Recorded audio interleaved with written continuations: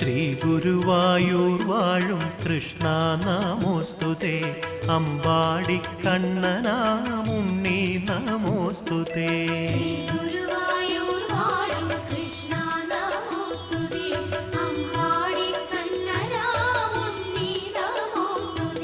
വസുന്ധരതൻ പ്രാർത്ഥനയിൽ വന്നൊരുണ്ണി കൃഷ്ണനായി ശ്രീ ഗുരുവായൂർ വാഴും ശ്രീഹരി നമോസ്തുതേ.